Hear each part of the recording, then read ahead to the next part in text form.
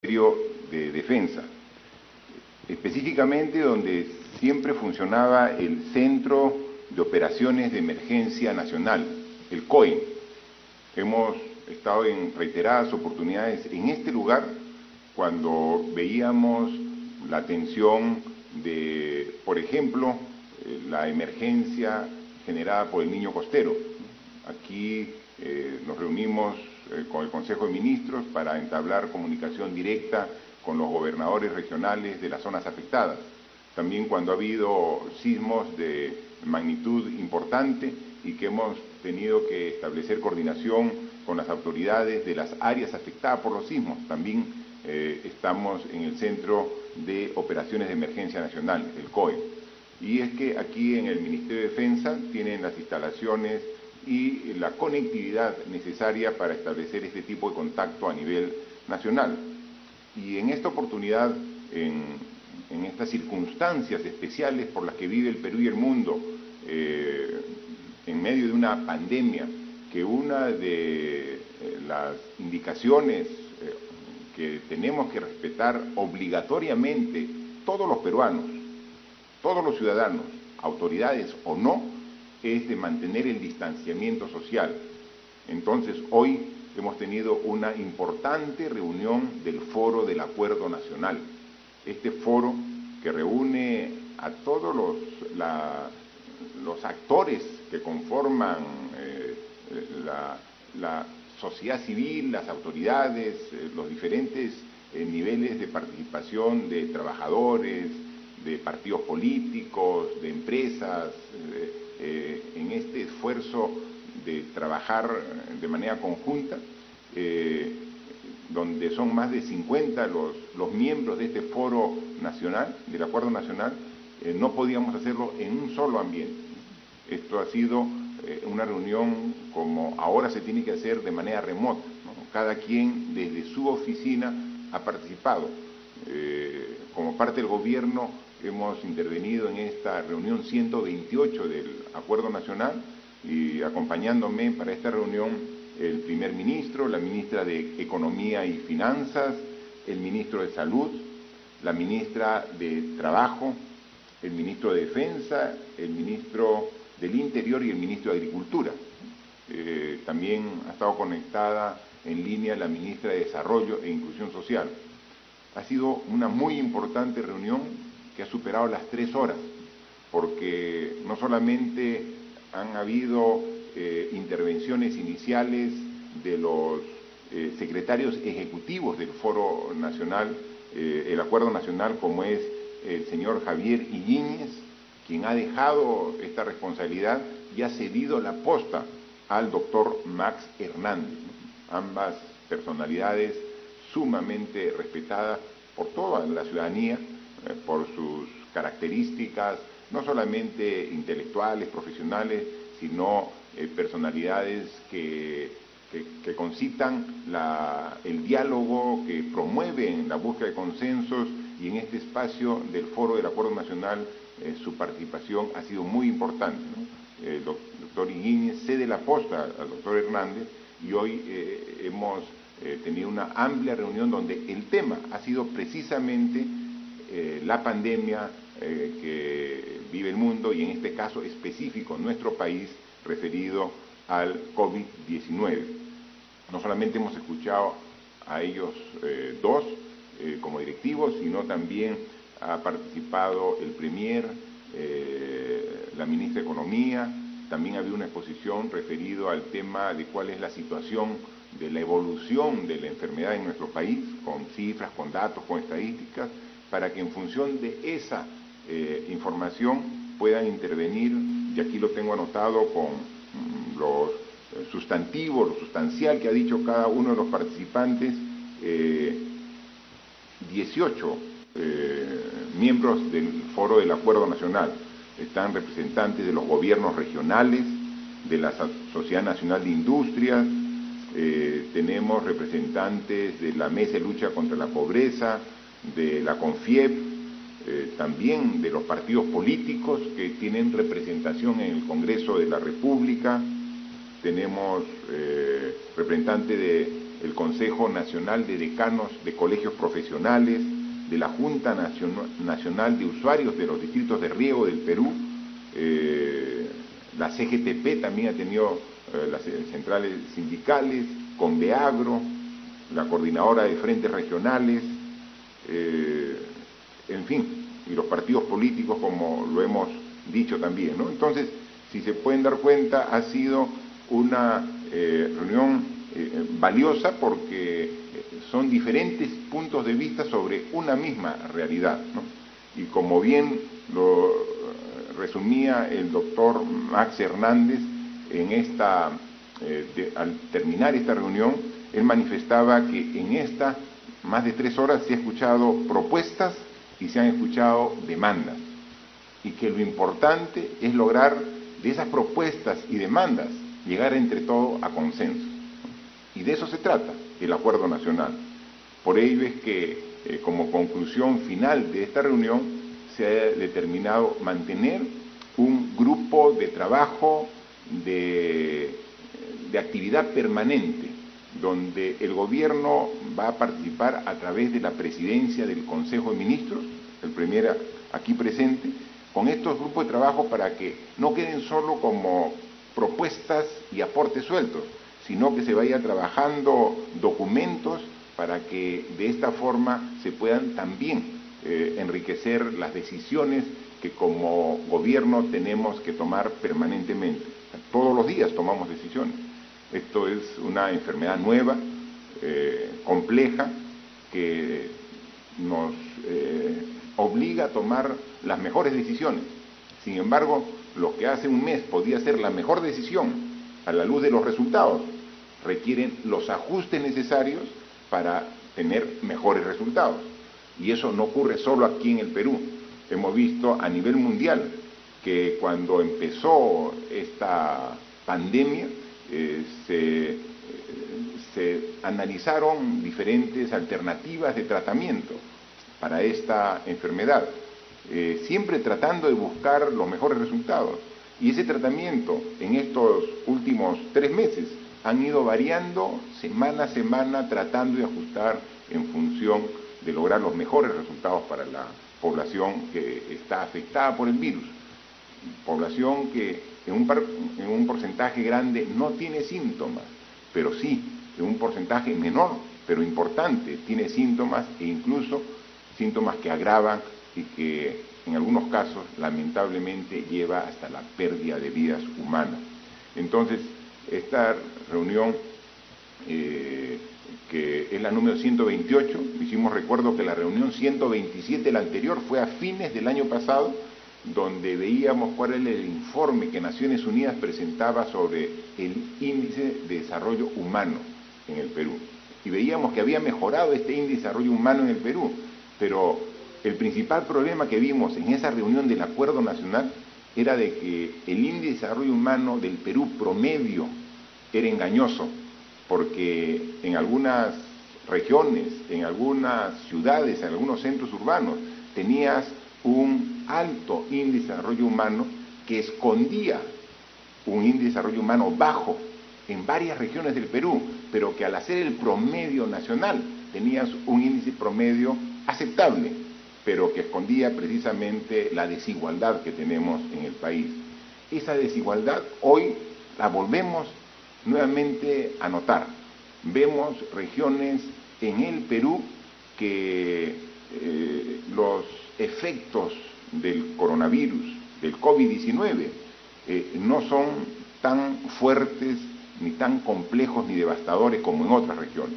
Entonces, esas desigualdades son las que tenemos que trabajar y tenemos que compensar como gobierno. Donde más efecto haya de esta pandemia, de esta enfermedad, es donde tenemos que poner mayor esfuerzo. Pero así como instituciones, autoridades, tenemos que poner mayor esfuerzo, también la propia población, que es lo más importante para poder combatir esta enfermedad, también tiene que poner mayor esfuerzo. Entonces, ese es el compromiso. Este es un trabajo arduo. Esto nos obliga a renovar día a día los esfuerzos. Cada día nos ponemos nuevas metas, nos ponemos nuevos objetivos y comenzamos a trabajar duro para alcanzarlo, vamos encontrando algunos resultados que dan cierta luz de esperanza y eso nos fortalece, pero también vemos algunos resultados que no son necesariamente los que esperamos, pero eso no nos desanima, también nos fortalece, porque tenemos que seguir trabajando hasta lograr el objetivo. Y por eso que hoy, cuando vemos que 5 de mayo, estamos 5 de mayo y hay que tener en cuenta que estamos ya en plena estación de otoño, y podemos ver de que el clima ya va cambiando, y va cambiando aquí en Lima, la capital de la República, como va cambiando a nivel nacional, y eso nos obliga a ser incluso más cuidadosos de lo que estamos haciendo. Estamos a mes y medio del inicio del invierno, ¿no? Y el invierno ya de por sí trae friaje, trae heladas, que todos los años, sin coronavirus, genera problemas en la salud de las personas. Entonces, la situación de entrar a una temporada fría, sumada a una enfermedad como la que estamos sufriendo en el Perú y en el mundo, hace que tengamos mucho mayor cuidado. Estamos trabajando en ello, y hay algunas alertas de heladas en algunas regiones del país, y entonces tenemos que seguir trabajando, y eso no hace otra cosa que obligarnos a redoblar los esfuerzos en cada una de las acciones que hacemos. La información que nos dan al día de hoy es que ya hemos superado las 400.000 personas muestreadas, ¿no? Hace poco más de un mes hablábamos de 20.000 personas muestreadas, imagínense, y ahora tenemos más de 400.000, y la cantidad de muestras diarias que hacemos en personas es ya alrededor de 20.000, hemos superado incluso la meta que nos habíamos propuesto inicialmente con el Ministerio de Salud. Y eso nos muestra resultados como que a la fecha tenemos 51.189 pruebas que han arrojado como positivo, ¿no? Y que de esas 51.000 pruebas positivas tenemos 5.509 pacientes que se encuentran hospitalizados en los diferentes hospitales de salud, del MINSA, de Lima, de regiones, de las Fuerzas Armadas, de la Policía. Y hay ya 709 pacientes que están en las unidades de cuidados intensivos. Pero todavía seguimos incrementando la oferta de camas UCI. Y esta semana van a llegar el primer lote de los ventiladores mecánicos que fueron adquiridos al inicio de esta enfermedad, y adicionalmente también ya se ponen en servicio los primeros ventiladores mecánicos que han sido producidos aquí en el Perú, ¿no? La Marina de Guerra ya saca el primer lote y lo pone a disposición de los hospitales del Perú esta semana, y también se incorporan ya el primer lote de ventiladores que se compraron en China y que la semana pasada ya los entregaron. En consecuencia, cuando vemos que la cantidad de disponibilidad de camas UCI se va acortando, disminuyendo, otro esfuerzo más nos permite ampliar la oferta, como decíamos, para llegar en esta semana hasta las 1.000 camas UCI para poder seguir atendiendo. Sin embargo, el gran problema que tenemos es que en algunas regiones ya estamos llegando al límite de camas UCI y de hospitalización, y por eso estamos llevando hospitales de emergencia que se montan rápidamente para seguir atendiendo a la cada vez mayor cantidad de pacientes que requieren esta atención. Nos referimos principalmente a dos regiones del país, que es la región de Loreto y la región de Lambayeque. Los ministros, los equipos de trabajo permanentemente están yendo a esas dos regiones para atender una situación muy delicada, y que seguiremos poniendo todo nuestro esfuerzo para poder atenderla. Dentro de la evolución de la enfermedad en nuestro país, hoy también hubo una corta exposición sobre más o menos la curva de cómo se ha ido dando en estos 51 días que estamos del estado de emergencia y que estamos prácticamente 60 días, 2 meses, desde que se anunció el primer caso. Recuerden, el 6 de marzo se dio el primer caso y hoy estamos 5 de mayo. Hace 2 meses se dio el primer caso y hay 2 láminas nada más que quisiera destacar para que los puedan ver ustedes y toda la población, que una investigación, llamemos científica, independiente, habían hecho sobre el análisis de la data que tenemos en estos 2 meses en el Perú, ¿no?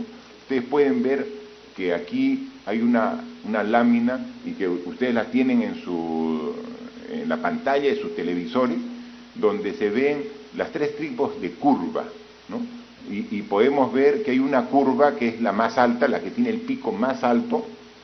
Ese pico más alto es la curva de qué pasaría, qué hubiera pasado en el país si no hubiéramos hecho nada, ¿no? Si es que simplemente nos enteramos de que llegó el COVID-19 dentro de nuestras fronteras y no hacíamos nada. Entonces, la evolución de contagiados y luego de hospitalizados y luego de fallecidos iba a tener este tipo de curva, ¿no? La curva más alta. Luego se tomaron decisiones el 15 de marzo, drásticas, extremas. Declarar un estado de emergencia es una decisión excepcional, y entonces se logró de que la curva no sea la curva más alta, sino esta curva que está en rojo, que es una curva que tiene menos pico en su altura, ¿no? Y luego hemos seguido tomando decisiones para que esta incluso baje un poco más. ¿Lo hemos logrado? Sí. Al nivel que quisiéramos todavía no, y por eso es que necesitamos seguir esforzándonos. Uno, en función del modelo matemático que use, puede encontrar cuántas personas hubieran fallecido si no hubiéramos tomado ninguna decisión, ¿no? Este análisis dice que podrían haber fallecido hasta 83.000 personas y que con una trayectoria, porque seguirían los fallecimientos a llegar a más de 400.000 personas, ¿no? Es una proyección, ¿no? Si uno hace otro análisis, otro modelo matemático, puede que no sean 80.000, que sean 60.000, o sean 50.000 o 100.000. Lo que sí todos coinciden, que si no hubiéramos hecho nada, no estaríamos hablando que a la fecha tenemos lamentablemente hoy 1.444 personas que han fallecido producto del COVID-19 confirmado, ¿no? La información que nos reporta el Ministerio de Salud.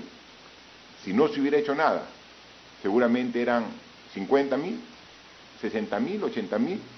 Eso puede obedecer a diferentes tipos de análisis, pero sí sería muchísimo más, y eso es lo que se ha evitado con el esfuerzo de todos los peruanos, de todos, el esfuerzo de usted, de nosotros, para poder contener un avance de contagio altísimo, ¿no? Porque el contagio se mide con un factor que los estudiosos lo llaman el factor R, el factor R. El contagio, si el factor R es 1, quiere decir que cada persona positiva contagia a una persona. Es decir, ahí la epidemia se mantiene, ni aumenta ni disminuye. Si el factor R de contagio es más de 1, quiere decir que está aumentando cada día más el número de contagiados. Entonces, como es lógico, el objeto es hacer todo el esfuerzo para que R sea menor de 1, para que cada vez haya menos contagiados. Seguirán habiendo contagiados menos, y eso es la segunda lámina que también hoy día se ha expuesto en el foro del Acuerdo Nacional. Y ahí pueden ver las diferentes etapas en las que hemos estado nosotros en estos últimos 2 meses, ¿no? ¿Qué pasaba el 15 de marzo cuando se tomó la decisión? El R en el Perú era de 3, es decir, cada persona que estaba contagiada con el COVID-19, en promedio, contagiaba a 3 personas. Y entonces se tomó la decisión drástica de la inmovilización obligatoria, las restricciones que todos conocemos, y hemos visto cómo ha ido bajando gradualmente de R3 a R2, es decir, que cada persona ya contagiaba 2, pero no es suficiente. Y entonces incluso se nota en la información pública que cada día se da, que ha habido un periodo que incluso nuevamente subió un poco el R de 2 a 2.3, 2.4, y luego a partir ya del 8 de abril, un nuevo esfuerzo nacional de todos comenzó a tender la curva hacia abajo, hasta el nivel que más o menos nos encontramos. Estamos aproximadamente en un R de 1.4 actualmente. Quiere decir que todavía el contagio aumenta. No a los niveles del inicio, que contagiaba R3, es decir, cada contagiado positivo a 3 personas, pero estamos todavía por sobre el R1, y ese es el esfuerzo que tenemos que hacer. Entonces, todavía este esfuerzo no lo hemos concluido. Entonces, tenemos que continuar en este esfuerzo de lograr contener esta epidemia. ¿Hemos avanzado bastante? Claro que hemos avanzado bastante, ¿no? Y por eso hemos tenido resultados que son completamente diferentes a los que hubiéramos tenido si no hubiéramos hecho nada. Pero todavía falta ubicar, como todos hemos visto, cuáles son los sitios donde hay gran aglomeración de gente, y ahí es donde está el contagio. Hemos visto en las entidades bancarias, en los bancos. Tenemos que todos hacer un esfuerzo para no hacer estas grandes concentraciones. Sabemos la importancia de poder cobrar el bono económico que como gobierno estamos dando, pero hemos dado varias alternativas para que no necesariamente tengan que ir al banco. Mucha gente incluso va al banco, no a cobrar, va al banco a averiguar si es que está considerado en el bono, cuando eso está a través de una llamada al teléfono correspondiente para determinar si tiene o no tiene ya la posibilidad de hacer el uso del bono, que como ahora ya salió el día de hoy el decreto de urgencia correspondiente, ya está la autorización del bono universal, con un esfuerzo para llegar a más de 6.800.000 hogares con este bono de 760 soles. Ya se está comenzando a pagar, eso está generando aglomeración en algunas entidades bancarias, pero tenemos que responsablemente manejar estos espacios para no generar focos de contagio. También existen focos de contagio en los mercados y estamos haciendo un esfuerzo. Ayer hemos tenido una reunión virtual como la que hemos tenido hoy en el Foro Nacional con los representantes de la Asociación de Municipalidades del Perú, la AMPE, y con esta asociación hemos visto los mecanismos para hacer un esfuerzo conjunto. Los municipios que tienen como su responsabilidad la administración y control de los mercados, para que nosotros a través del Ministerio de Agricultura podamos juntos e incluso a través del Ministerio de Economía y Finanzas dar los recursos económicos necesarios para que los mercados se mejoren, se ordenen, se modernicen. Sabemos que no podemos prescindir de los mercados, sino ¿dónde la gente va a adquirir sus productos de primera necesidad?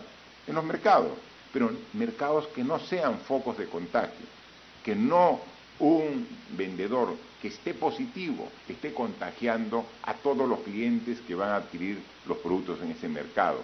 Mercados con orden, con limpieza, mercados que permitan ir y tener la seguridad de que no vamos a contagiarnos. Ese esfuerzo tenemos que hacerlo y tenemos que continuarlo, o sea, tenemos que insistir en ese esfuerzo. Hemos avanzado bastante, sigamos avanzando lo poco que nos queda para decir de que ya tenemos controlada la enfermedad. ¿De quién depende? De nosotros. Vemos gente que cada vez más circula por las calles. No hemos aún terminado el estado de emergencia, no hemos llegado también al objetivo que tenemos de la tasa de contagio menor a 1. Entonces, ratifiquemos nuestro esfuerzo. Hemos visto de que la gente masivamente, cuando sale, lleva sus mascarillas, pero muchos las llevan y no se las colocan o se las colocan mal. Un esfuerzo de responsabilidad de todos, depende de nosotros, nadie más de nosotros, para poder terminar este último tramo que nos falta para poder superar esta difícil enfermedad. Motivo importante de esta reunión también, y se ha dedicado varios minutos a la ministra de Economía y Finanzas para que pueda exponer ante todos los integrantes del Foro Nacional todas las medidas que hemos hecho en estos 50 días. Medidas para apoyar a las instituciones de salud, es decir, cómo fortalecemos nuestra respuesta en salud, las medidas que hemos tomado para dar recursos para que nuestra policía, nuestras Fuerzas Armadas puedan dar la seguridad del caso. Hemos también, y ha hecho un resumen la ministra de Economía y Finanzas, de todo el esfuerzo que estamos haciendo para atender a las personas, porque si no está desarrollándose con normalidad las actividades económicas, las familias no tienen los ingresos necesarios y suficientes para mantenerse, y estamos haciendo diversos tipos de esfuerzos, no solamente el bono, sino también la disponibilidad de recursos que son de los propios trabajadores que tenían en algunas cuentas para que puedan disponer en esta época de crisis, en esta época de emergencia. Todo eso se ha explicado y también se ha tomado conocimiento, pero no solamente lo que ya hemos hecho, sino lo que planteamos hacer para que en este proceso, en la medida que vamos llegando a tener una tasa de contagio menor de 1, poder ahí también gradualmente y con el cuidado necesario, verificado, poder algunas actividades comenzar a iniciarlas para generar fuentes de trabajo que requiere toda la población.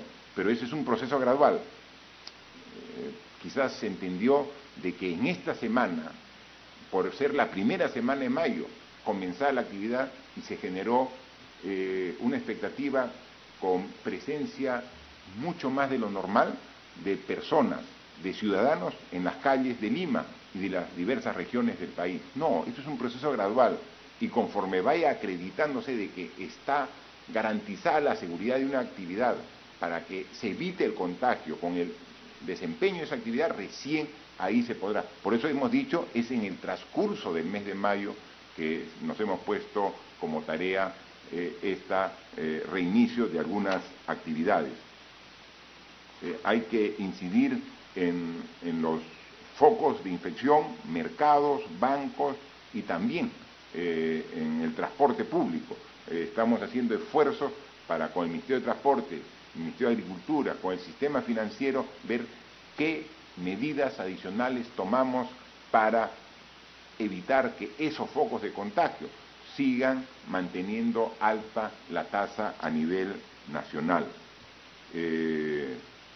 Para ello seguimos trabajando en diferentes aspectos, y dos normas importantes que hemos aprobado en Consejo de Ministros y que paso a informar, es un decreto legislativo, es un proyecto de ley que hemos aprobado en Consejo de Ministros para que el Congreso lo apruebe.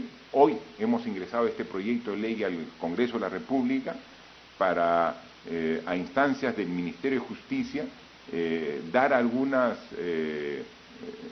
modificaciones y facilidades para que el Poder Judicial pueda hacer un análisis de estos más de 30.000 personas que están privadas de su libertad, pero que no están sentenciadas, que están en las cárceles, pero están sin sentencia, están en calidad de procesados. Entonces, en este momento, donde debemos analizar la problemática de diversos sectores, la problemática del INPE es una de las problemáticas que hay que darle una atención especial.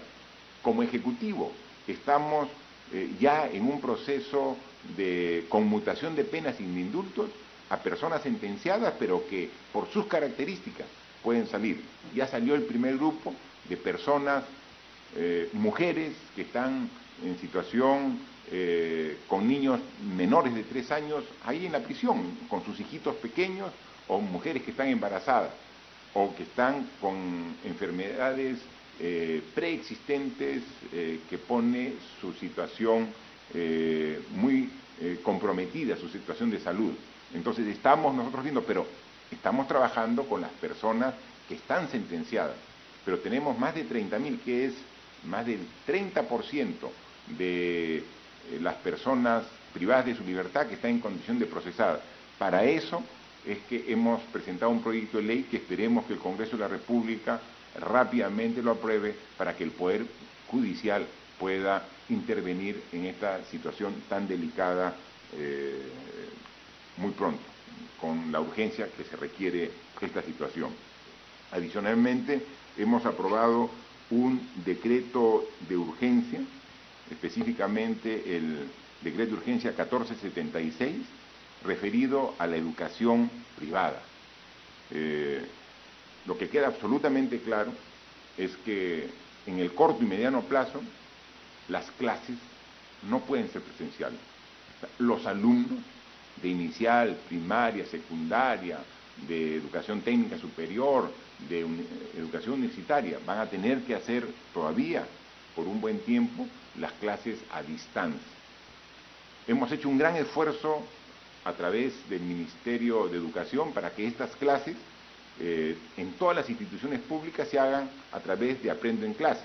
Hemos visto los mecanismos y estamos trabajando con los docentes para que interactúen con los alumnos, y sabíamos que al inicio iba a ser complejo y difícil, pero poco a poco la misma necesidad está generando los mecanismos de mejora continua para tener un dictado de clases que sea aceptado por los alumnos, por los padres de familia y en general por el sistema educativo.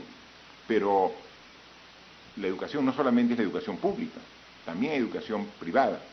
Y había muchas quejas de padres de familia sobre que la educación privada, considerando que también es remota, un análisis simple concluye de que es menos costo y en consecuencia debería haber una disminución en la pensión de los estudiantes. Algunos colegios lo han hecho, otros no lo han hecho. Otros colegios han hecho una disminución de la pensión mínima, casi imperceptible. Y entonces, ¿cuál es lo correcto? ¿Cuánto debe de descontarse a la pensión de pasar a una educación presencial a una educación a distancia? Entonces, lo que establece este decreto de urgencia es la transparencia de la información. Tienen que hacer las entidades educativas privadas, tienen que hacer precisamente una justificación del costo de los servicios de educación que prestan. Y decir, mire, mi costo antes, cuando era presencial, y hacer un análisis de costo, hacer un presupuesto, era este. Y ahora que es a distancia es este otro, lo que justifica cuál es el descuento. Pero eso tiene que ser público y tiene que ser transparente para que los padres de familia, con el conocimiento de esta información, digan, estoy de acuerdo, acepto esta nueva pensión. Y los que no acepten tengan la posibilidad de cambiar de institución educativa.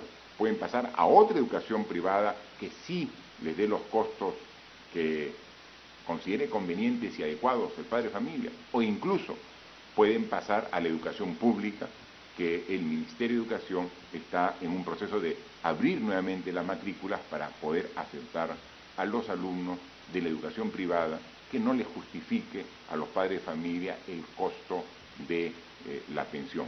Esto se ha aprobado hoy y ha salido publicado hoy en un decreto de urgencia para conocimiento de todos los padres de familia que estaban preocupados por este aspecto, ¿no? Es lo que queríamos dar a conocer el día de hoy, un tema que también es de preocupación no solamente de las personas involucradas, sino de la población en general, es este intento muy importante de personas tratando de regresar a sus regiones de origen, ¿no?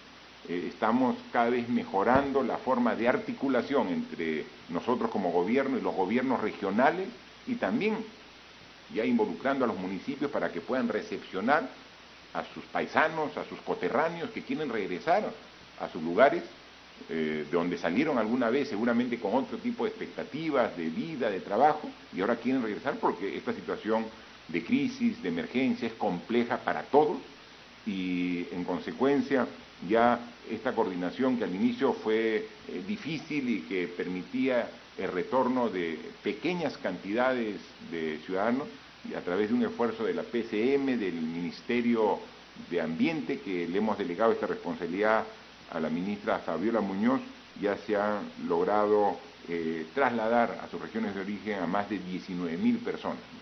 Y entonces seguiremos haciendo esfuerzo en la medida que haya la seguridad del caso del traslado y la seguridad del caso para evitar también que no sean un riesgo de contagio cuando regresen a sus propias regiones. Así que hay mucho esfuerzo, mucho trabajo, pero hay toda la voluntad de seguirlo haciendo junto con todos ustedes. Así que hoy, desde aquí, desde la base del Centro de Operaciones de Emergencia Nacional, donde hemos tenido hoy la reunión, con gusto escuchamos las preguntas a los medios de comunicación que han sido acreditados el día de hoy. Gracias, presidente, ministros. La primera pregunta es de Radio Santa Rosa. Señor presidente, a nuestra emisora y a otras llegan muchas denuncias de personas que van a los hospitales con síntomas de coronavirus y no son recibidas porque ya no hay sitio. Así les informan en las puertas. Y las que pueden ingresar se encuentran en carpas en condiciones lamentables, sobre todo porque la mayoría son ancianos. ¿Por qué no se acondiciona con lo mínimo todas las torres de la Villa Panamericana u otros lugares como el Centro de Convenciones de Lima, para atender en lo básico y los pacientes tengan un trato más humano? Por otro lado, en las calles de Lima, desde el día de ayer, se ve a miles de personas caminando y negocios atendiendo a media puerta o de manera ambulatoria, como si ya hubiera terminado la cuarentena. ¿Se va a tomar alguna medida? Si la curva sigue en forma ascendente, ¿cabe la posibilidad de volver a tener una cuarentena rígida? Muchas gracias. Sobre el tema y el procedimiento para el tratamiento de las personas que tienen síntomas y que van a los hospitales, por favor nos los explica el ministro de Salud. Gracias, señor presidente. Esta es una oportunidad para recordar de que el 11 de marzo, o sea, casi 2 meses, hacía 2 meses, se presentó el primer caso de COVID-19 en el Perú. Y en estos 2 meses nosotros hemos tenido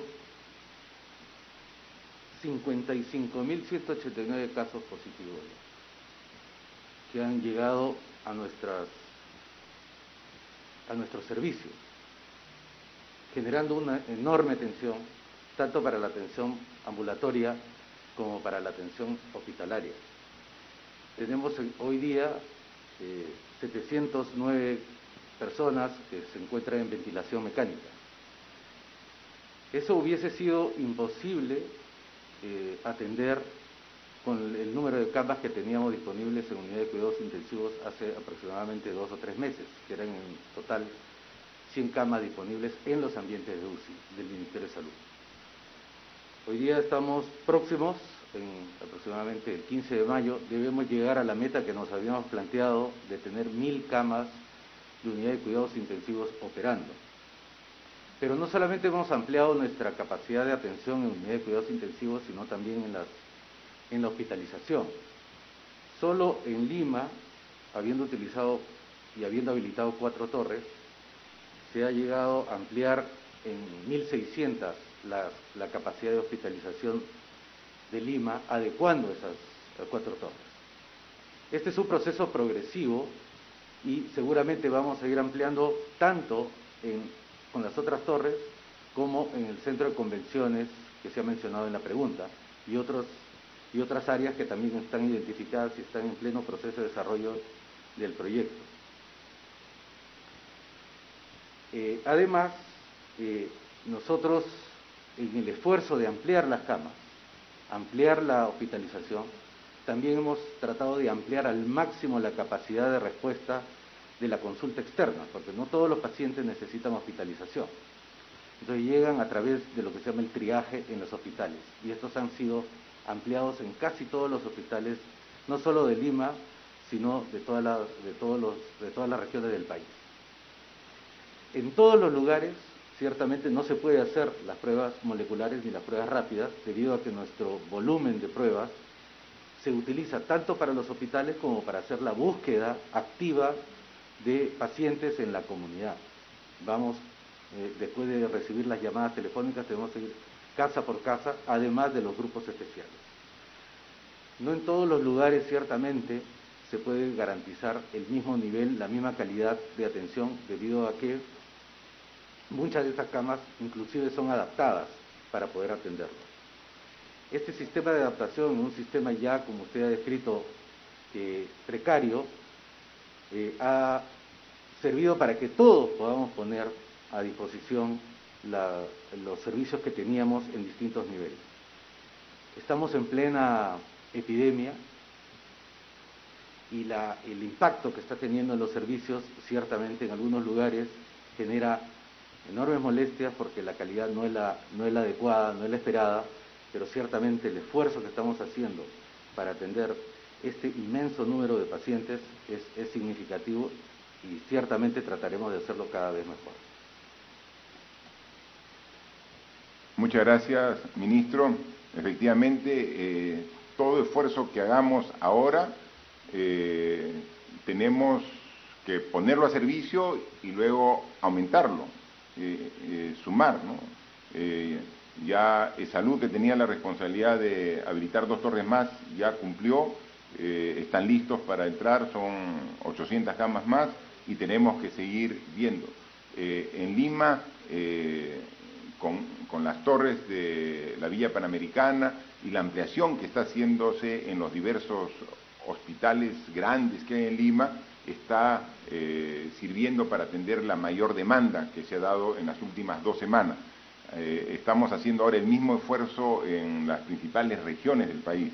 Ese es el trabajo de todos los días. Nosotros hemos sido claros desde el inicio. Cuando comenzó dijimos que ¿cuántas camas UCI teníamos?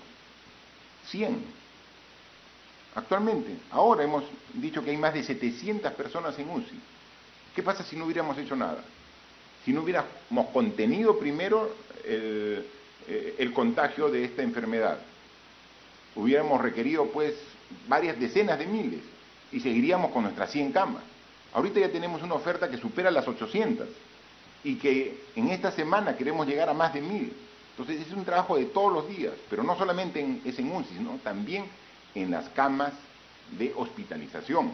Y que la semana pasada, recuerden que hemos dado ya un nuevo protocolo de tratamiento para que los pacientes desde que ingresen puedan tener un tratamiento que hemos visto con la experiencia que está funcionando y que en gran medida evita que empeoren los pacientes, no en todos, porque el comportamiento de cada persona es diferente, pero sí en un porcentaje importante. Entonces, ese es el esfuerzo, o sea, tratar de evitar de que las personas empeoren. Pero mientras que eso ocurre, seguimos aumentando la capacidad de respuesta de los hospitales en hospitalización y también en UCI. Y también mi pregunta, ¿y qué pasa? ¿Por qué hay más gente en las calles? Mire, es un tema de responsabilidad de todos los peruanos. Mire, ayer tuvimos una reunión con algunos alcaldes y también mantenemos la reunión. Hemos recibido, por ejemplo, una comunicación del gobernador regional de Piura, que me transmite un comunicado del comando de Piura, el comando COVID de Piura, y que hace suyo el gobernador y me lo transmite. Y me dice, presidente, para solucionar el problema de Piura, como la gente no hace caso y sigue saliendo a la calle, mejor pongamos toque de queda una semana, las 24 horas del día, todos los días. O sea, ¿eso va a ser solución? O sea, impedir de que salga la gente las 24 horas del día, por 7 días de la semana, esa no es solución. Entonces, eso es, de alguna manera, decir, pongo mi futuro en manos de las Fuerzas Armadas, cuando el futuro está en manos de nosotros. O sea, el futuro está en manos de los ciudadanos. Es que yo voy a hacer tanto caso como policías hay en la calle. Yo voy a responder y voy a obedecer si hay Fuerzas Armadas. Si hay tanques, ya no salgo. O sea, así vamos a combatir una enfermedad tan compleja. O sea, es un tema de responsabilidad, porque soy responsable y no salgo. Y si salgo, salgo con las medidas de seguridad. Pero decir, miren, para cumplir las medidas necesito que haya más militares. Para hacer caso requiero más policías. O sea, por favor, ahí requerimos la participación de todos, las autoridades y la población. O sea, es un tema de responsabilidad. Entonces, no es que pongan más policías, pongan más efectivos de las Fuerzas Armadas para poder cumplir y ahí ya no salgo. O sea, cuando salimos no estamos engañando a la autoridad, no estamos engañando al policía, no estamos engañando al soldado, nos estamos engañando nosotros y estamos contagiando. Y después vemos hospitales abarrotados, después vemos UCIs abarrotados, después vemos cantidad de personas fallecidas. O sea, ¿y por qué no relacionamos personas fallecidas con irresponsabilidad en las calles? Esa es la relación directa. ¿Hemos mejorado? Claro que hemos mejorado. Y por eso yo siempre felicito el esfuerzo enorme de la mayoría de la población. Miren cómo hemos mejorado si no hubiéramos hecho nada. Pero tenemos, no ahora, no es que se levante el estado de emergencia y regrese a la normalidad, ya no hay normalidad. Es una nueva convivencia con esos parámetros que hemos dicho. No es que se levante el estado de emergencia y dejo de usar mascarilla en la calle, que se levantó el estado de emergencia, ¿qué hacemos? Que ya se levanta, una fiesta. No hay reuniones sociales, no podemos juntarnos hasta que no esté derrotada la enfermedad y que esta epidemia o pandemia, porque ya es a nivel global, sea derrotada o con una cura o con una vacuna. Como faltan meses para llegar a cura o vacuna, tenemos nosotros que ser los que tenemos que combatirla, con nuestra distancia, con nuestra protección, con nuestras medidas de higiene. Con eso la combatimos, así de simple. ¿Y de quién depende? De todos los ciudadanos, de nadie más. De nosotros depende que podamos combatir esta enfermedad. La segunda pregunta es de Radio Chévere desde Huaraz. Señor presidente, Huaraz no cuenta con un hospital de nivel para afrontar los casos de COVID-19, debido a las exigencias técnicas del PRONIT y los sucesivos actos de presunta corrupción que han dejado las gestiones de los gobiernos regionales anteriores. ¿Es posible que el Ejecutivo pueda destinar un presupuesto para su construcción post-COVID? Al igual que la región Loreto, el Hospital de Huaraz no cuenta con una planta para producir oxígeno y eso empeora la capacidad de respuesta de los profesionales de la medicina. ¿Es posible un trabajo articulado entre el gobierno central y el gobierno regional para efectuar su implementación? La situación de los establecimientos penitenciarios han generado un alto grado de hacinamiento, por lo cual se requiere de urgentes medidas sanitarias. En Huaraz ya son 4 los internos fallecidos. ¿Es posible la atención de una urgente reforma del sistema penitenciario para evitar esta situación? Por favor, ministro de Salud, la parte que le corresponde de la pregunta y luego complementa también el premier, por favor. En relación con la región, nosotros tuvimos la semana pasada una reunión con el gobierno regional y con el director de salud de la región, en el cual se nos presentó el conjunto de inversiones que ha hecho la región para mejorar su capacidad de respuesta en atención de salud. Y efectivamente la región ha invertido o está en proceso de inversión de cerca de 60 millones de soles, una de las inversiones más fuertes que que se pueda ver en lo largo de todas las regiones, destinando parte del canon a unos proyectos de inversión para reposición y reparación. En materia del hospital, efectivamente, tenemos dos ángulos en la pregunta. Uno es el hospital propiamente dicho, que hemos dado indicaciones en esa misma reunión al PRONIS para que evalúe si este proyecto es viable en materia de mejoramiento de la infraestructura actualmente existente o de un nuevo hospital en esa zona. En relación con el equipo de oxígeno, no solamente para ese hospital, sino para el resto del país, y dada justamente la experiencia dolorosa que estamos viviendo en Loreto, estamos redireccionando algunos fondos, pero fundamentalmente asistencia técnica para que conjuntamente con las regiones podamos utilizar saldos de balance que se encuentran en los presupuestos de las regiones y poder invertir rápidamente en el desarrollo de plantas de oxígeno medicinal en donde así se requiera. Muchas gracias. Sí, presidente, gracias. La situación y realidad de los distintos penales del país casi es uniforme, hacinamiento básicamente. Tenemos 68 penales, una capacidad de 39.000 internos y sobrepasa los 97.000 internos. Y hay dos dimensiones de la respuesta que estamos dando como gobierno. Primero, respuestas normativas institucionales y lo segundo son respuestas de salud. En el tema inicial hemos emitido ya un decreto de urgencia para liberar un porcentaje importante de deudores alimentarios que una vez pagada el 100% de ese deudo quedan en libertad. Ya superan en estos momentos los 300 internos que han hecho uso de esta potestad y han quedado en libertad. Lo segundo es que se aprobó un decreto supremo para agilizar los procedimientos de indultos. A la fecha ya son más de media centena los indultados. Asimismo, como bien lo ha enfatizado el señor presidente, hemos presentado el día de hoy un proyecto de ley destinado básicamente a los procesados. Del 100% de internos, casi 30.000 internos tienen esta condición de procesados, es decir, están bajo la autoridad de los jueces y fiscales. Y con este proyecto de ley, que esperamos que tenga la agilidad y atención urgente por parte del Congreso, va direccionado en dos circunstancias. La primera, aquellos procesados que están sujetos a una prisión preventiva, que los jueces puedan convertirla en una comparecencia restringida. Y también el segundo componente es que aquellos sentenciados con penas menores a 8 años, esta puede ser sujeta a una conversión en lo que es el llamado trabajo comunitario.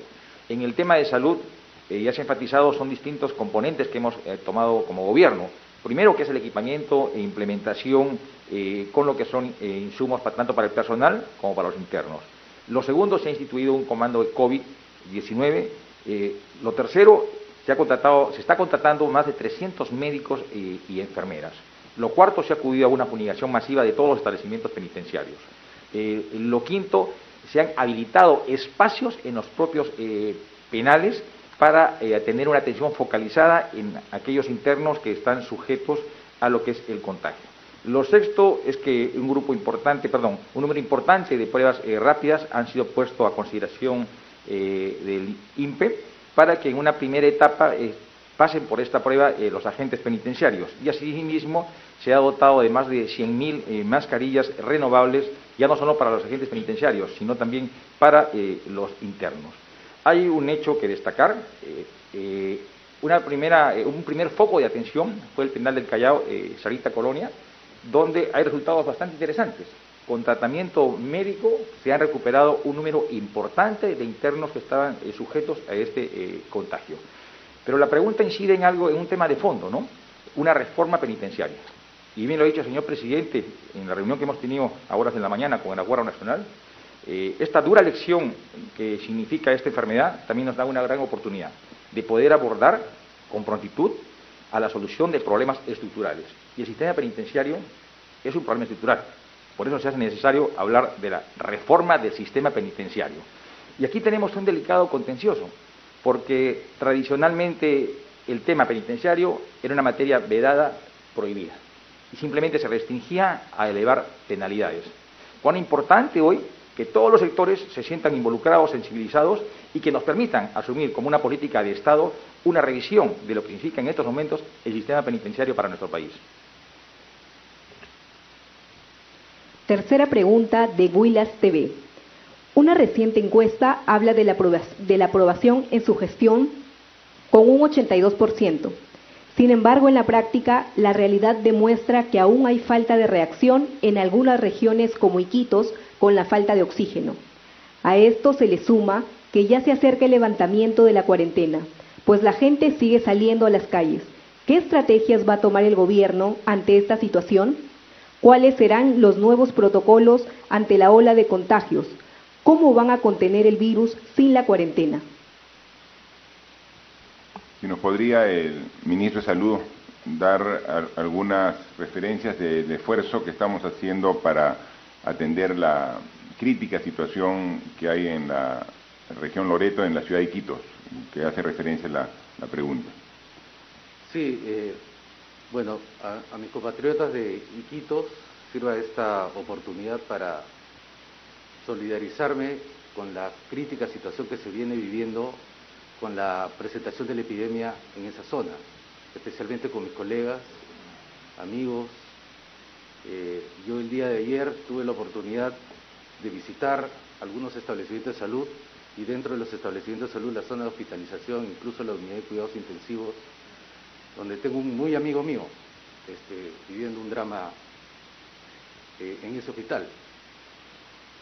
Las fallas que nosotros estamos viviendo en Iquitos son en verdad multiorgánicas, que ha dejado a la ciudad y al hospital sin un abastecimiento permanente de un elemento vital para tratar a nuestros pacientes, es el oxígeno. Ante esa situación, nosotros hemos comprado en Lima y estamos determinando un puente aéreo de 9.000 metros cúbicos de oxígeno y todos los días está saliendo un vuelo con 60 balones de oxígeno para asistir a nuestros pacientes y a nuestros colegas. Siento mucho, valga el momento de decir que hemos perdido 5 profesionales en Quito, 3 de ellos profesionales médicos. El día de ayer, cuando estuve, había muerto un bachiller de medicina, el día de hoy ha muerto otro colega nuestro. Y hemos establecido ese puente aéreo para poder apoyarlo, pero inmediatamente también hemos destinado con fondos del gobierno regional 1.200.000 soles para poder establecer lo más rápido posible, esperemos que dentro de los próximos 15 días, 2 plantas intermedias de producción de oxígeno. Hemos, junto con el Ministerio de Defensa y con la ministra de Producción, que también estaba ahí, hemos evaluado la habilitación de 2 plantas que se encuentran en Andoas y en Trompeteros para transformarlas rápidamente en productoras de oxígeno. Hacen oxígeno comprimido en este momento, pero se puede habilitar, según nos han informado, para producir oxígeno medicinal. Hemos tomado contacto además con la sociedad civil, que hizo una movilización importante de fondos para construir una planta dentro de la ciudad de Iquitos, y hemos puesto a nuestros técnicos también a disposición para asesorar la implementación de estas plantas. Sin embargo, somos conscientes de que estos son a 2, 3 y hasta 4 semanas en que todas estas iniciativas, más unidades de apoyo eléctrico, porque durante el fin de semana las plantas de producción de oxígeno que se encuentran en Iquitos fallaron por fallas en el sistema eléctrico de la ciudad. Entonces también vamos a intervenir para que se mejore la dotación de electricidad que estas plantas procesadoras de oxígeno requieren. Además, señor presidente, compatriotas en Iquitos, nosotros seguiremos movilizando ingentes cantidades de equipos de protección personal. Esa es una de las regiones donde hemos hecho más vuelos de apoyo a nuestros colegas, a nuestros trabajadores, y somos plenamente conscientes de la situación que se está viviendo ahí. Continuaremos movilizando oxígeno, equipos, medicamentos a esa zona. En cuanto a las nuevas estrategias, en Iquitos hemos podido observar que ya están implementando los nuevos protocolos de atención, tienen los medicamentos para poder desarrollar eso en el primer nivel de atención con todas las limitaciones. Hemos determinado además que va a salir un nuevo contingente de profesionales, médicos, enfermeras y también tecnólogos médicos de diversas especialidades para apoyar los esfuerzos que ahí se vienen realizando. No es una tarea fácil, pero no cejaremos en nuestro esfuerzo de apoyarlos día a día. Cuarta pregunta de Útero PE. El señor Juan José Santibáñez Antúnez, designado como jefe de gabinete de asesores del Ministerio del Interior, ha sido un defensor de policías involucrados en casos de corrupción como los intocables ediles, el Escuadrón de la Muerte, los babies del Fundo Oquendo y la Red de Protección Ilegal al ex asesor montesinista Óscar López Beneses. Además, su cuenta de Twitter fue cancelada después de que el periodista Marcos Cifuentes destapara que el señor Santibáñez coordinaba con la red de Fujitrolls, profería improperios desde sus redes y fue parte del equipo de campaña de Keiko Fujimori. Eso sin contar que el propio ministro Gastón Rodríguez también ha sido involucrado en el caso Los Intocables Ediles, que hay un policía desaparecido en Trujillo y que el jefe de la policía duró 10 días en ese cargo. ¿Está usted al tanto de lo que está sucediendo en la policía? ¿Habrá una conferencia especial para explicar la situación en la PNP? Pediría al ministro del Interior que responda a esa pregunta. Gracias, presidente. Un saludo a los conciudadanos. Efectivamente, durante la noche de ayer y el día de hoy se han presentado críticas a la designación del jefe de gabinete, el doctor Juan José Santibáñez. Un abogado con amplia experiencia en los temas de derecho de policía, con 4 maestrías internacionales, un doctorado, y que ha participado en algunos casos de defensa de policías que han tenido alguna problemática en cuanto al desarrollo de su función. La evaluación que hace el Ministerio del Interior es permanente y en ese sentido también debo de comunicar a la opinión pública que el doctor Juan José Santibáñez fue aquel que defendió el caso emblemático y que resultó una cruzada nacional en el caso del suboficial Elvis Miranda, en Piura. De manera tal que en su ejercicio funcional como litigante ha tenido varias participaciones en este tipo de hechos. La evaluación que hacemos desde mi despacho resulta constante y permanente y hemos trazado una línea de acción y un plan que desarrollar. Vamos a pedir resultados concretos en este tipo de hechos. De igual forma, referente a mi involucramiento con el caso de los intocables ediles, quiero aclararle a la opinión pública que no tengo absolutamente nada que ver, no fui comprometido en la investigación, en ningún momento me llamó la Fiscalía. Respecto al tema relacionado con el comandante general, estamos, como todos estamos viendo, viviendo una pandemia, es una situación completamente sui generis y atípica, que necesita de acciones inmediatas, de decisiones contundentes, y en ese sentido hemos hecho una rápida evaluación, apostando por designar a un oficial general con especialidad en orden público.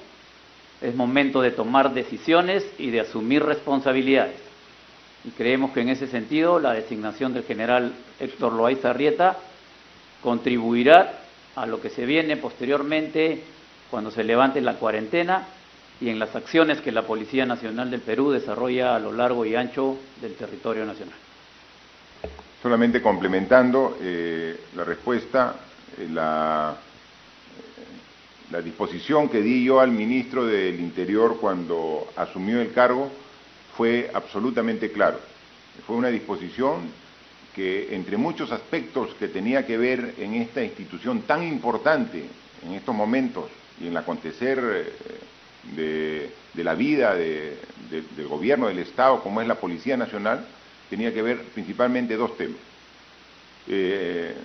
Investigar a profundidad las denuncias de hechos de corrupción que se han dado en los últimos días o semanas en la policía. En esta etapa de la emergencia nacional se ha tenido que hacer adquisiciones de manera rápida para poder precisamente estar preparado en una circunstancia tan especial. Pero atender rápido, con diligencia, con efectividad, no significa con procedimientos ilegales, no significa con actos de corrupción. Entonces, la indicación y la primera disposición que le he dado al ministro es un trabajo de verificación, investigación y denuncia de los casos de corrupción, ¿no? Y eso vamos a estar vigilantes que se haga desde el gobierno. Y lo segundo, una mejor atención al personal policial. Hemos sido testigos, como todos los peruanos, de una falta de atención adecuada. Al estar expuestos los policías, como todos los trabajadores de primera línea en esta emergencia que nos lleva a esta enfermedad tan contagiosa, están expuestos a que puedan ser contagiados, ¿no? Hay que tener más cuidado para no contagiarse. Pero si el caso fuera que se contagie, tienen que ser atendidos de manera adecuada por la institución, y no se estaba haciendo ello. Entonces, esos dos casos y esos dos temas han merecido una indicación específica de mi parte al ministro, de este trabajo de lucha contra la corrupción al interior de la policía, dadas las graves denuncias que se han dado de malos manejos en las últimas semanas, y un trato adecuado, digno, a la Policía Nacional, que merece todo nuestro respeto en el cuidado y el orden de la seguridad de todos los ciudadanos. Última pregunta de Radio Madre de Dios desde Puerto Maldonado. Señor presidente, en Madre de Dios estamos preocupados ante el panorama que vemos en Loreto y Ucayali, porque el presupuesto parece ser insuficiente. En Madre de Dios, ninguno de los distritos están considerados en los quintiles de extrema pobreza, siendo excluidos de ayudas comunidades en extrema pobreza que más lo necesitan. Hay una demanda insistente por parte de nuestros pueblos indígenas para que se establezca un plan de emergencia de atención específica a sus comunidades. Sabemos que muchas de ellas, por su lejanía, no tendrán acceso ni a un respirador, ni a una UCI, ni a un balón de oxígeno. ¿Cuáles son las medidas concretas para atender esta región periférica como es Madre de Dios? ¿Se ha elaborado ya el plan de emergencia COVID para estas comunidades indígenas amazónicas? ¿Cuándo se va a activar? De igual manera, por favor, pido al ministro de Salud para que responda los temas que atañen a su responsabilidad. En relación con las comunidades y pueblos indígenas del Perú, conjuntamente con el Ministerio de Cultura, el Ministerio de Desarrollo e Inclusión Social, el Ministerio de la Mujer y Poblaciones Vulnerables y el Ministerio de Salud, hemos elaborado justamente un plan para poder intervenir y proteger a estas comunidades, y que incluyen la participación de las mismas. La intervención, sin embargo, depende de la capacidad de la organización del sistema de salud en cada uno de estos lugares, sea Loreto, Ucayali, San Martín, Madre de Dios, entre otras. La capacidad para movilizar los recursos se mide de manera conjunta con los gobiernos regionales y las direcciones de salud. El desarrollo de la implementación de estas actividades tiene diferente nivel de evolución. En el caso de Loreto, por ejemplo, esta ya está, justamente el día de ayer estuve en una conversación con el doctor Minaya, director de la región de Loreto, para ver cómo estaba la implementación de este plan, y se encuentra, digamos, en pleno desarrollo. En el caso de Madre de Dios, debido a que todavía la epidemia está en sus fases iniciales, el desarrollo de las mismas no es tan avanzado como en Loreto o Ucayali. El plan no solamente incluye la atención, por supuesto, sino por lo que se ha mencionado, por la lejanía, tiene un fuerte énfasis en la prevención y en el diagnóstico temprano. La implementación de cada localidad, de cada distrito, de cada provincia, de cada región, es una cosa que estamos monitoreando y ciertamente continuaremos con los esfuerzos, así como se hace en las zonas urbanas, para poder desarrollarlo. El día de mañana, junto con el Ministerio de Cultura, tenemos una conferencia virtual con los representantes de las poblaciones indígenas y las comunidades nativas para poder afinar lo que venimos haciendo. Muchas gracias. Miren, ya estamos a 50 días del estado de emergencia. Los resultados se pueden ver y se explican en función de análisis que hacen expertos y que podemos acceder todos. Y los resultados no solamente son los que se muestran ahora, sino son los que tenemos que proyectar al futuro. Lo dijimos desde el inicio y lo ratificamos ahora. Esta enfermedad no es una enfermedad de un mes, ni 2 meses, ni 3 meses. Nos tiene que obligar a prepararnos para una etapa que es la que estamos actualmente viviendo, que es la etapa de propagación de la enfermedad y con esfuerzos de contención que hacemos las instituciones y la población. Luego va a haber una segunda etapa, que es una etapa intermedia, donde tratamos de recuperar las actividades previas al inicio de esta epidemia.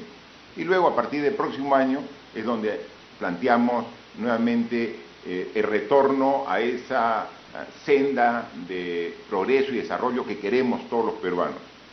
Y esta etapa es difícil, es compleja. Nunca lo hemos negado. Y si no tenemos completa conciencia de ello, podemos confiarnos.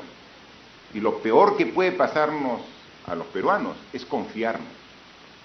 Hemos visto que algunos países que tienen esta enfermedad con unos meses o quizás semanas de anticipación, cuando ya le estaban superando, se confiaron y nuevamente hay un rebrote que nuevamente sume a la población en el dolor y en la muerte.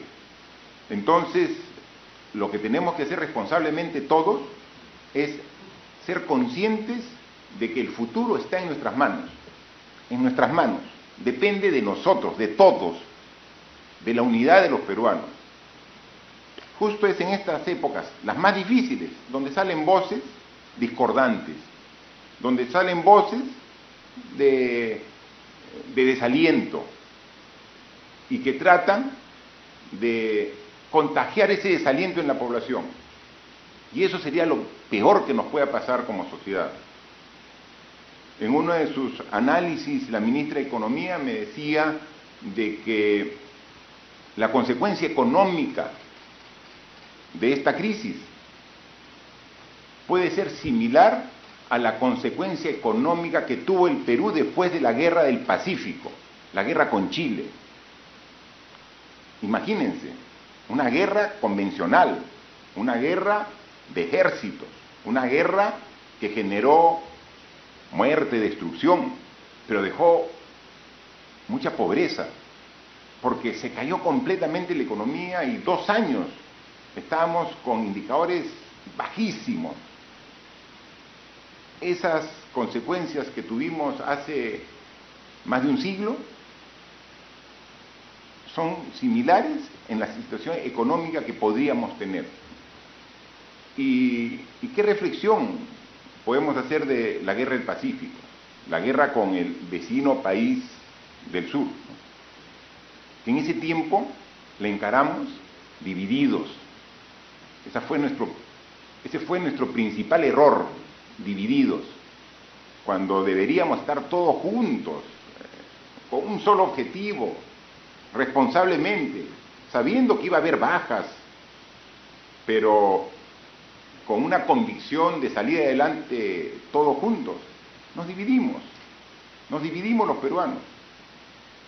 Y quizás algunos amantes de la historia tienen más vivos esos recuerdos, o quizás otros como yo, que soy del sur, vengo de la frontera al sur del Perú, muy cerca precisamente al vecino país del sur. Y entonces uno ahí ve que perdimos territorio, perdimos futuro, perdimos familiares, perdimos vidas por estar desunidos. Y seguramente en esa oportunidad, como ahora, habían estas voces de desaliento, de desánimo, voces que en vez de apoyar y decir en qué ayudo, ¿no? Es voces que vienen siempre a cuestionar cualquier esfuerzo que se haga. Alguien dijo por ahí, presidente, usted que tiene 82% de aprobación, eso es absolutamente irrelevante, ¿no? No tiene nada que ver. Eso, aquí lo que interesa no es la aprobación que tenga, eso es irrelevante. Es más, tienen obviamente toda la libertad y potestad de hacer este tipo de encuestas, ¿no? Yo preferiría que vayan enfocados a qué hacer como sociedad para lograr esta unidad que nos hace falta. Tenemos resultados que pueden ser mucho mejores y vamos a insistir en ello. No vamos nosotros en ningún momento a disminuir nuestro esfuerzo, porque sabemos que esto es un trabajo de largo aliento. Si alguien por ahí quiere tirar la toalla, que lo haga.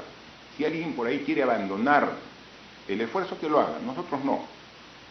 Nosotros nos debemos al pueblo y vamos a estar al lado de él en todo momento, y más en estos momentos difíciles, cuando vemos las muertes, cuando vemos sí ya las faltas de camas, ¿no? Cuando vemos que algunos sistemas del Estado peruano ya no alcanzan para atender todo lo que requerimos. Ahí es donde necesitamos a los verdaderos peruanos, a los que quieren cambiar el Perú, ¿no? Pueden haber otros que sí, desde el balcón, se pongan a criticar. Es muy fácil desde afuera. Y nunca tomó ninguna decisión, o no tomó las decisiones correctas cuando debió hacerlo. Critiquen, que sigan criticando. No nos van a bajar el ánimo, no nos van a quitar el esfuerzo, no nos van a disminuir la convicción de trabajar por el Perú. Estamos en momentos difíciles, sí, muy difíciles.